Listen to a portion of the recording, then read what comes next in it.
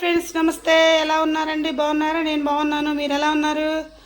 ఈరోజు చక్కగా సొరకాయ తెచ్చారండి. లేత సొరకాయ, మన కొత్తగా ఈ మధ్య పెట్టిన తీగలు కాసిన కాయ అంటండి. ఫస్ట్ సొరకాయ అండి ఇది. చక్కగా 5-6 పచ్చిమిరకాయలు తీసుకున్నానండి. 2 ఉల్లిపాయలు తీసుకొని చక్కగా నీట్గా కడిగి ముక్కలు కోసేసి దాకలు వేసుకున్నానండి.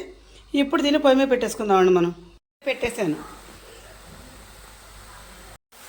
పసుపు కాస్త వేద్దామండి ఫస్ట్. కానీ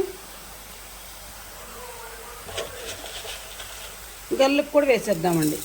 చక్కగా ఈ వాటర్ ఉన్నాయి కదా ముక్కల్లో మంచిగా మగ్గిపోతాయి. మగ్గాక కొద్దిగా ఆగిన తర్వాత ఒక 10 నిమిషాలు ఆగిన తర్వాత కొంచెం మళ్ళీ 1 స్పూన్ కారం వేసుకున్న తర్వాత మనం చింతపండు పులుసు పోద్దామండి. పులుసుకు కావాల్సిన చింతపండు నానబెట్టుకున్నానండి. ఇదిగోండి చక్కగా పచ్చిమిరకాయలు, ఉల్లిపాయ ముక్కలు, సొరకాయ ముక్కలు ఈ విధంగా మగ్గిపోయినాయండి. ఇప్పుడు మనం చింతపండు పులుసు పోసేసుకున్నాను. కారం వేద్దండి, పచ్చిమిరకాయలు ఘాటు ఉన్నాయి పిన్ని అందని చెప్పి పచ్చిమిరకాయలు వేసాం కదా మరిన్ని బాగా కారంగా ఉండదని చెప్పి కారం వేయడం లేదండి. ఇదిగోండి చింతపండు పులుసు పోసేస్తున్నాను ఈ విధంగా. చక్కగా ఈ చింతపండు పులుసుతో కూడా చక్కగా ఈ ముక్కలు చక్కగా ఉడకాలండి. 2 ఉడుకులు ఉడికినాయి అనుకోండి చక్కగా కమ్మగా ఉంటుందండి.